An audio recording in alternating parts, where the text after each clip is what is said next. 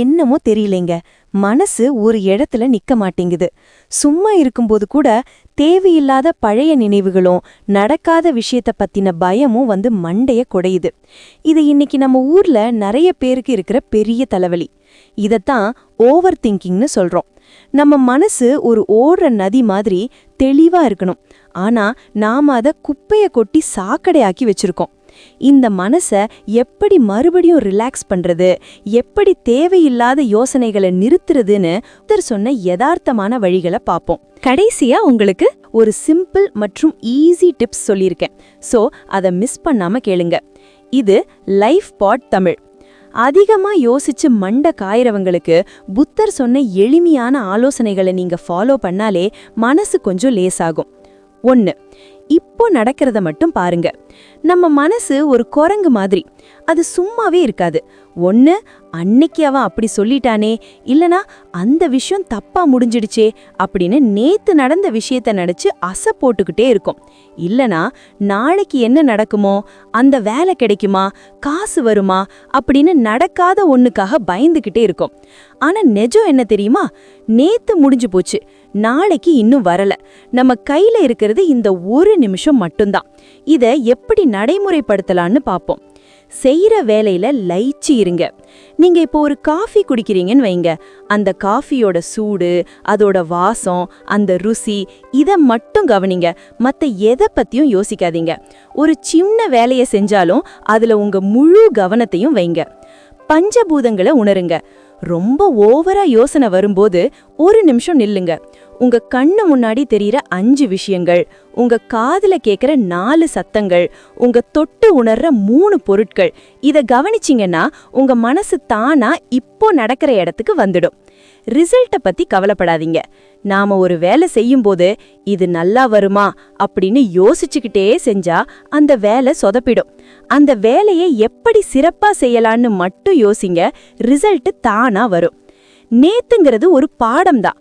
நேத்து நடந்த தப்பையே நினைச்சிட்டு இருந்த இன்னைக்கு இருக்கிற சந்தோஷமும் போயிடும்.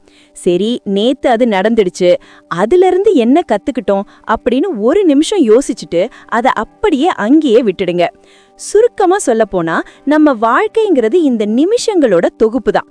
இந்த நிமிஷத்தை நீங்க சரியா கவனிச்சு வாழ்ந்தாலே உங்க எதிர்காலம் தானா சரியாகிடும். 2.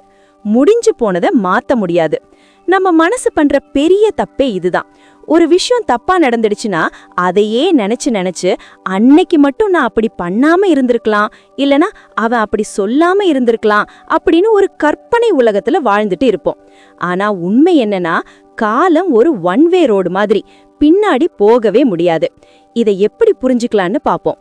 ஒரு கிளாஸ் பால் கீழே கொட்டிடுச்சுன்னு வைங்க. அதை நினைச்சு அழுதுகிட்டே உட்கார்ந்திருந்தா அந்த பால் திரும்ப கிளாஸுக்கு வந்துடுமா? வராது. அந்த பாலை பூனை குடிச்சிட்டு போயிடும், இல்லனா எறும்பு வந்துடும்.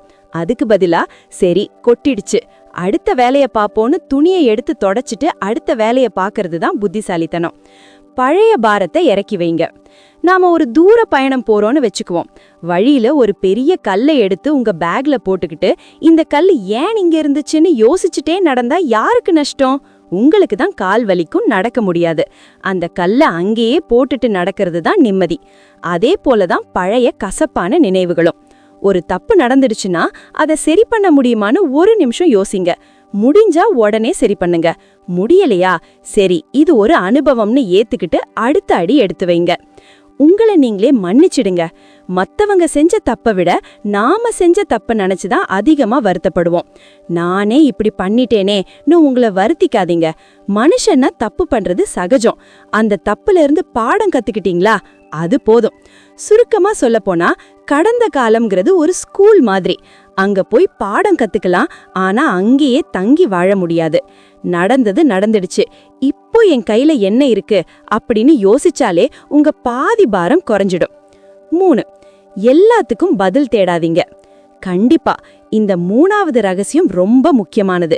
ஏன்னா இன்னைக்கு இருக்கிற அவசர உலகத்துல நமக்கு எல்லாமே இன்ஸ்டன்டா வேணும்னு நினைக்கிறோம். ஆனா வாழ்க்கை அப்படி இல்ல. இத பத்தி இன்னும் விளக்கமா பேசலாம். நம்ம மனசு ஒரு துப்பறியும் போலீஸ் மாதிரி. எது நடந்தாலும் ஏன் இப்படி நடந்துச்சு, அவன் ஏன் அப்படி சொன்னான், எனக்கு மட்டும் ஏன் இப்படி நடக்குது அப்படின்னு ஒவ்வொரு விஷயத்துக்கும் ஒரு காரணத்தையும் பதிலையும் தேடிக்கிட்டே இருக்கும். பதில் கிடைக்கலன்னா தூக்கத்தையே தொலைச்சிடுவோம். புதிர் விளையாட்டு மாதிரி ஒரு பெரிய பசில் விளையாடுறீங்கன்னு வைங்க. எல்லா கட்டங்களையும் ஒரே நிமிஷத்துல சேர்த்துற முடியாது. ஒவ்வொரு கட்டமா தான் சேரும். அது வரைக்கும் பொறுமையா இருக்கணும். அதே போலதான் வாழ்க்கையில சில கேள்விகளுக்கு இன்னைக்கு பதில் இருக்காது. ஆனா ஒரு 5 வருஷம் கழிச்சு திரும்பி பார்த்தா, ஆஹா, அன்னைக்கு அது அப்படி நடந்ததுனாலதான் இன்னைக்கு நான் இவ்வளவு தெளிவா இருக்கேன்னு புரியும். காலம்தான் பெரிய டாக்டர்.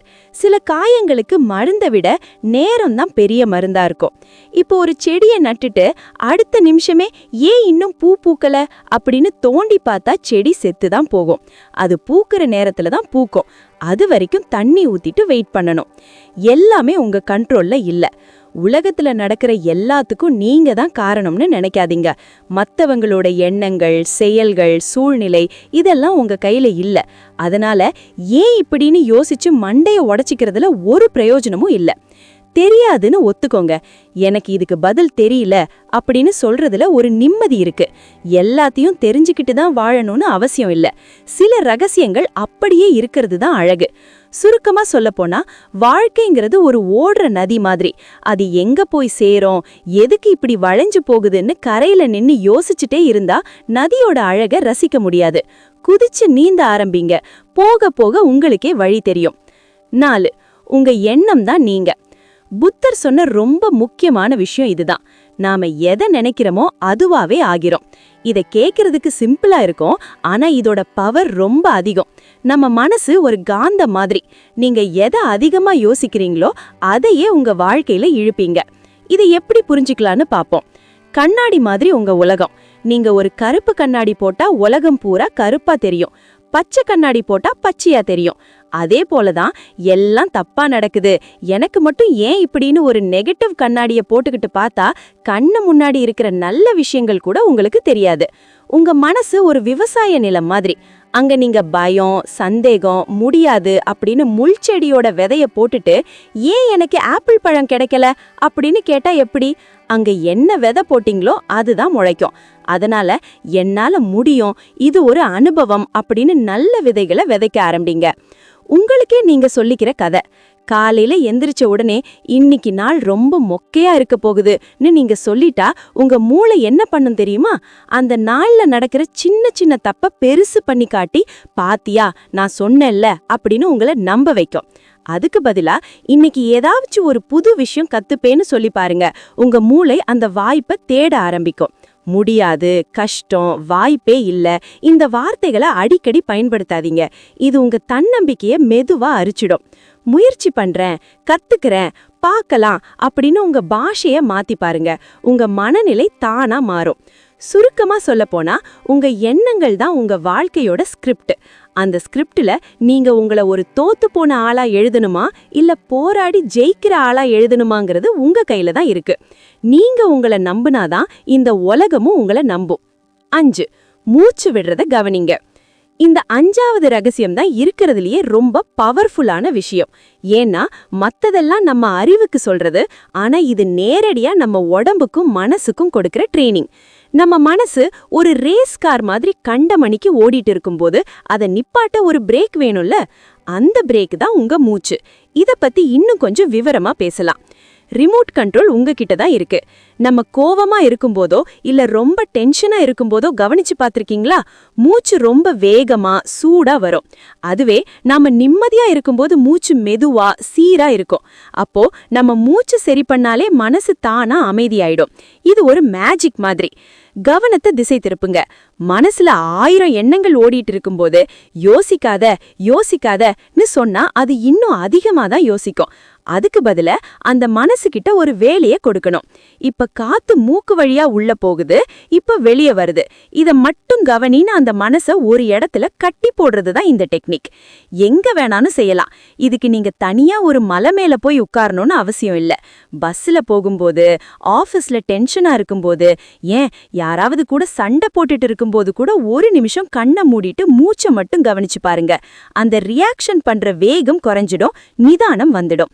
மூச்சை உள்ள இழுக்கும்போது பிரபஞ்சத்துல இருக்கிற மொத்த சக்தியும் உள்ள போற மாதிரியும், வெளியே விடும்போது உங்க மனசுல இருக்கிற கவலை, ஸ்ட்ரெஸ் எல்லாம் புகையா வெளியே போற மாதிரியும் கற்பனை பண்ணி பாருங்க. இது வெறும் மூச்சு பயிற்சி இல்ல, ஒரு மென்டல் கிளீனிங். சுருக்கமா சொல்லப்போனா, உங்க மனசு ஒரு காத்தாடி மாதிரி எங்கேயோ பறக்க நினைக்கும்போது அந்த நூலை பிடிச்சு இழுக்கிற கை தான் உங்க மூச்சு. ஒரு நாளைக்கு ஒரு 5 நிமிஷம் இதை செஞ்சு பழகிட்டீங்கன்னா அப்புறம் எவ்வளவு பெரிய பிரச்சனை வந்தாலும் உங்க நிதானம் உங்களை விட்டு போகாது. 6. இதையும் பிடிச்சு வச்சுக்காதீங்க. Let it go. நாம எல்லாரும் எடையுள்ள பொருளை தூக்கிட்டு நடந்தா கை வலிக்கும்னு உடனே கீழே வச்சிடுவோம். ஆனா கண்ணுக்கு தெரியாத மனசு பாரத்தை மட்டும் வருஷக்கணக்கா தூக்கிட்டு அலைறோம்.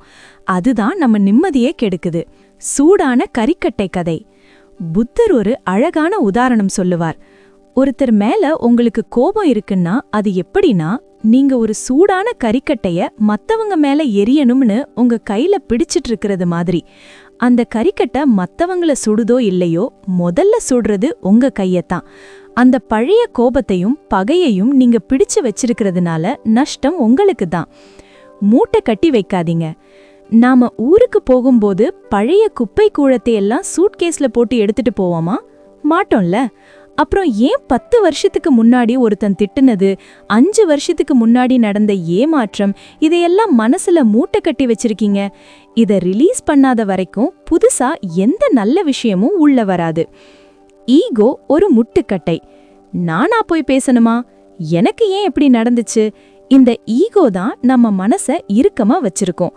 சரி, போயிட்டு போது, அவன் ஏதோ தெரியாம பண்ணிட்டான், இல்லனா எனக்கு இது கிடைக்கலனாலும் பரவாயில்ல அப்படின்னு அந்த பிடியை தளர்வா விடுங்க. நீங்க எப்போ லெட் இட் கோ, போனா போதுன்னு விடுறீங்களோ அப்பவே நீங்க ஒரு சுதந்திர பறவை ஆயிடுவீங்க. மன்னிப்பு மத்தவங்களுக்காக இல்ல, ஒருத்தரை மன்னிக்கிறது அவங்களுக்காக இல்ல, உங்களுக்காக. ஏன்னா அவங்க மேல கோபமா இருக்கிற வரைக்கும் உங்க மனசு அவங்க கட்டுப்பாட்டுல இருக்கும். அவங்கள மன்னிச்சு அந்த நினைவை விட்டீங்கன்னாதான் உங்க மனசு உங்க கண்ட்ரோலுக்கு வரும். சுருக்கமா சொல்லப்போனா, கையை இறுக்கமா மூடிட்டு இருந்தா எதையும் புதுசா வாங்க முடியாது. கைய திறந்து வச்சாதான் புதுசா ஒண்ணு கிடைக்கும். அதே போலதான் மனசும். பழைய கசப்புகளை கைவிடுங்க, அப்பதான் புது சந்தோஷம் உள்ள வரும். 7. உங்களுக்கு நீங்களே நண்பனா இருங்க. நாம மத்தவங்க கிட்ட காட்டுற அன்பை விட நம்ம கிட்ட காட்டுற அன்பு ரொம்ப கம்மி. இத புரிஞ்சுக்க சில வழிகள். மத்தவங்களுக்கு ஒரு நீதி, நமக்கு ஒரு நீதியா? இப்போ உங்க பெஸ்ட் ஃப்ரெண்ட் ஒரு தப்பு பண்ணிட்டான்னு வெச்சுக்கோங்க. இல்ல அவனுக்கு ஏதோ ஒரு நஷ்டம் ஆயிடுச்சுன்னா நீங்க என்ன சொல்லுவீங்க? விட்றா, பாத்துக்கலாம், மனுஷன்னா தப்பு பண்றதுதான், அடுத்த தடவை சரி பண்ணிக்கலாம்னு தட்டி கொடுப்பீங்கல்ல. ஆனா அதே தப்ப நீங்க பண்ணா மட்டும், நான் ஒரு முட்டாள், எனக்கு எதுவுமே வராது, நான் எதுக்குமே லாயக்கில்லன்னு உங்களையே நீங்க போட்டு மிதிப்பீங்க. ஏன் இந்த பாகுபாடு? நம்ம எல்லாருக்குள்ளயும் ஒரு குரல் எப்பவும் நம்மள குறை சொல்லிக்கிட்டே இருக்கும். நீ பாக்குறதுக்கு நல்லாவே இல்ல, உனக்கு அறிவு கம்மி அப்படின்னு அந்த குரல் சொல்லும் போதெல்லாம் அது ஒரு அந்நியன் பேசுற மாதிரி பாருங்க. உங்க ஃப்ரெண்ட் யாராவது உங்களை அப்படி நேர்ல திட்டினா சும்மா இருப்பீங்களா? அப்புறம் ஏன் நீங்களே உங்களை திட்டிக்கிறத அனுமதிக்கிறீங்க? உங்க உடம்புக்கும் மனசுக்கும் தேங்க்ஸ் சொல்லுங்க. காலையில எந்திரிச்சதுல இருந்து தூங்குற வரைக்கும் உங்களுக்காக உழைக்கிற ஒரே ஆள் நீங்க தான். கை, கால், மூளைன்னு எல்லாமே உங்களுக்காக தான் ஓடுது. அப்போ அவங்களுக்கு நீங்க தான் முதல்ல நன்றி சொல்லணும். பரவாயில்ல, இன்னைக்கு கஷ்டமா இருந்தாலும் நம்ம நல்லா கையாண்டோம் அப்படின்னு உங்களுக்கு நீங்களே ஒரு சின்ன சபாஷ் போட்டுக்கோங்க. தனிமைனா பயப்படாதீங்க. தனியா இருக்கும்போது ஃபோன் பாக்குறதோ இல்ல யாரையாவது தேடுறதோ ஏன்னா நமக்கு நம்ம கூடவே இருக்க பிடிக்கல. உங்களுக்கு நீங்களே ஒரு நல்ல நண்பனா மாறிட்டீங்கன்னா நீங்க தனியா இருக்கும்போது கூட ரொம்ப சந்தோஷமா இருப்பீங்க. உங்களுக்கு பிடிச்சத சாப்பிடுங்க, பிடிச்ச இடத்துக்கு போங்க, உங்களை நீங்களே கொண்டாடுங்க. சுருக்கமா சொல்லப்போனா, உலகமே உங்களை எதிர்த்து நின்னாலும் நீங்க உங்க பக்கம் நிக்கணும். நீங்க உங்களை நேசிக்க ஆரம்பிச்சாதான் மத்தவங்க உங்களை நேசிக்கணும்னு எதிர்பார்க்க மாட்டீங்க. ஐ அம் இனஃப் அப்படின்னு நினைக்க கத்துக்கோங்க. 8. சின்ன விஷயத்துல சந்தோஷப்படுங்க. இந்த 8வது ரகசியம்தான் நம்ம வாழ்க்கைய ரொம்ப அழகா மாத்தக்கூடியது. நாம எப்பவுமே ஒரு பெரிய சந்தோஷத்துக்காக காத்துக்கிட்டே இருப்போம். எப்படின்னா, ஒரு பெரிய வேலை கிடைக்கணும், ஒரு வீடு வாங்கணும், இல்ல ஒரு டூர் போகணும் அப்படின்னு. ஆனா நிஜமான வாழ்க்கை அந்த சின்ன சின்ன கேப்ல தான் இருக்கு. இத பத்தி இன்னும் விரிவா பேசலாம். மகிழ்ச்சிங்கிறது ஒரு மோட். சந்தோஷம்ங்கிறது அடைய வேண்டிய இலக்கு கிடையாது, அது நாம இருக்க வேண்டிய ஒரு நிலை. நாம ஒரு பெரிய மலை உச்சியில இருக்கிற அழகான காட்சியை பார்க்கணும்னு ஓடிக்கிட்டே இருப்போம். ஆனா அந்த மலை ஏறுற வழியில இருக்கிற சின்ன சின்ன பூக்களையும் அருவிகளையும் ரசிக்க மறந்துடுவோம். அந்த மாதிரி தான் வாழ்க்கையும். புலன்களை பயன்படுத்துங்க. நாம ஓவர் திங்கிங் பண்ணும்போது நம்ம மூளைக்குள்ளேயே பூட்டிக்கிட்டு இருப்போம். அதுல இருந்து வெளியே வர்றதுக்கு ஒரு ஈஸியான வழி உங்க 5 புலன்களையும் 5 சென்சஸ பயன்படுத்துறது தான். டீ குடிக்கிறீங்களா? அந்த சூடு உங்க தொண்டையில இறங்குறது கவனிங்க. சாப்பிடுறீங்களா? டிவியோ போனோ பார்க்காம அந்த சாப்பாடோட ருசிய மென்னு ரசிச்சு சாப்பிடுங்க. வெளியே நடக்கிறீங்களா? முகத்துல படுற காட்ட கவனிங்க. இப்படி செஞ்சா உங்க மூளை அந்த பழைய யோசனையை விட்டுட்டு இந்த நிமிஷத்துக்கு வந்துடும். சந்தோஷம் இலவசம். ஒரு சின்ன குழந்தையோட சிரிப்பு, ஒரு நாய்க்குட்டி வாலாட்டுறது, இல்ல அம்மா கையால ஒரு சூடான தோசை, இதுக்கெல்லாம் நாம காசு கொடுக்க வேணாம். ஆனா இதையெல்லாம் கவனிக்காம நாம எதையோ தேடி ஓடிட்டு இருக்கோம். ஓவர் திங்கிங் வர்றப்போ சுத்தி இருக்கிற ஏதாவது ஒரு அழகான விஷயத்தை கவனிச்சு பாருங்க. பரவாயில்லையே, வாழ்க்கை இவ்ளோ அழகா இருக்கேன்னு தோணும். நன்றி சொல்ல பழகுங்க. கிராட்டிடியூட். நைட்டு தூங்க போறப்போ இன்னைக்கு நடந்த 3 நல்ல விஷயங்களை யோசிச்சு பாருங்க. அது ரொம்ப சின்னதா கூட இருக்கலாம். உதாரணத்துக்கு, இன்னைக்கு டிராஃபிக்ல மாட்டாம சீக்கிரம் வந்துட்டேன் அப்படிங்கிறது கூட ஒரு பெரிய சந்தோஷம்தான். இப்படி பண்ணும்போது உங்க மனசு கெட்டதை தேடுறத நிறுத்திட்டு நல்லதை தேட ஆரம்பிக்கும். சுருக்கமா சொல்லப்போனா, வாழ்க்கைங்கிறது ஒரு சினிமா மாதிரி. கிளைமேக்ஸுக்காக மட்டும் காத்துத்திருக்காம ஒவ்வொரு சீன்லயும் வர்ற காமெடி, பாட்டு, சென்டிமெண்ட்னு எல்லாத்தையும் ரசிச்சாதான் அந்த படம் திருப்தியா இருக்கும். 9. எதுவுமே நிரந்தரம் கிடையாது. இந்த 9வது ரகசியம்தான் இருக்கிறதுலயே மிகப்பெரிய லைஃப் சேவிங் மந்திரம். புத்தர் சொன்னதுலயே ரொம்ப ஆழமான விஷயம் இதுதான். அனிச்சா அப்படின்னு இத பத்தி சொல்லுவாங்க. அதாவது இந்த உலகத்துல மாற்றமே இல்லாத ஒரே விஷயம் மாற்றம் மட்டும்தான். இத நம்ம வாழ்க்கையில எப்படி பொருத்தி பார்க்கலாம்னு பாப்போம். வானிலை மாதிரி தான் வாழ்க்கையும். இன்னைக்கு வெயில் கொளுத்துதுன்னா நாளைக்கு மழை பெய்யும், அதுக்கப்புறம் பனி வரும். வானம் எப்பவுமே ஒரே மாதிரி இருக்குமா? அதே போலதான் உங்க மனநிலையும் சூழ்நிலையும். இப்போ நீங்க ஒரு பெரிய கஷ்டத்துல இருக்கலாம், யாரோ ஒருத்தர் உங்களை காயப்படுத்தி இருக்கலாம்.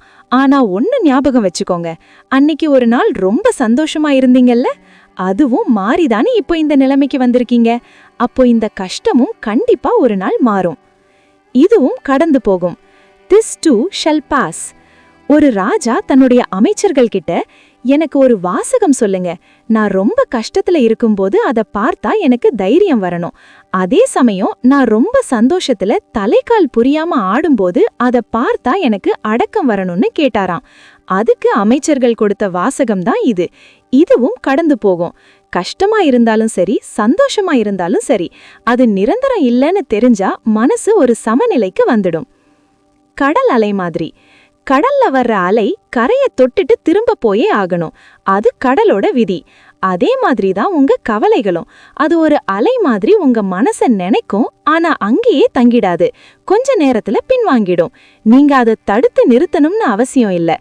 அதுவா போற வரைக்கும் அமைதியா வேடிக்கை பார்த்தாலே போதும். நிரந்தரம் இல்லாததுதான் அழகு.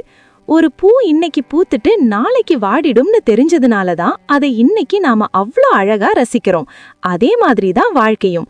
கஷ்டங்கள் வர்றதுனாலதான் சந்தோஷத்தோட மதிப்பு நமக்கு தெரியுது. சுருக்கமா சொல்லப்போனா, உங்க மனசு இப்போ ஒரு இருட்டான சுரங்க பாதைக்குள்ள போயிட்டு இருக்கிற மாதிரி உங்களுக்கு தோணலாம். ஆனா அந்த பாதைக்கு இன்னொரு பக்கம் கண்டிப்பா ஒரு வெளிச்சம் இருக்கு. நீங்க செய்ய வேண்டியது ஒன்னே ஒண்ணுதான், நடக்கிறத நிறுத்தாதீங்க.